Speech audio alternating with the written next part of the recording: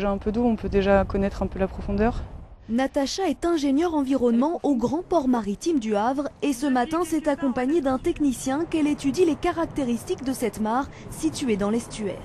L'idée ici, en fait, sur cette zone, c'est de créer un réseau de mares pour accueillir le crapaud calamite et le pélodite ponctué, qui sont deux espèces d'amphibiens protégés, le chantier a eu un impact sur ces espèces, donc on essaye de multiplier la surface d'accueil de ces deux espèces.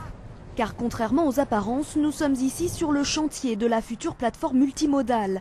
Un projet qui vise à faire transiter les conteneurs par voie ferrée ou fluviale. Les travaux ont commencé dans cette zone de 110 hectares écologiquement sensible. Alors pour compenser l'impact d'un tel projet sur la faune et la flore, le Grand Port Maritime du Havre a dû mettre en place une vingtaine de mesures environnementales comme la loi l'exige. Il y a des mesures qui sont mises en place en phase chantier, c'est-à-dire pendant que les ouvriers travaillent.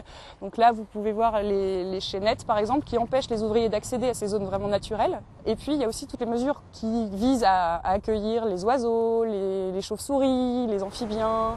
Comme l'aménagement de berges, par exemple, pour le martin pêcheur ou l'installation de crapauducs. Toutes ces mesures seront suivies puis contrôlées par un comité d'experts qui analyse les résultats, qui fait des préconisations. Et c'est l'ensemble de cette communauté à la fois scientifique et écologique qui nous permet d'améliorer notre action dans ce domaine. Mais pour les écologistes, le mal est fait, quelles que soient les mesures compensatoires. Dire que l'on compense, on en est loin, alors que justement les espaces estuariens sont de plus en plus réduits et qu'on en a besoin, à la fois par rapport à ce qu'ils offrent de biodiversité, mais aussi par leur fonctionnalité, épuration. Ces espèces protégées parviendront-elles à cohabiter avec la plateforme multimodale dont la mise en service est prévue en 2014 ?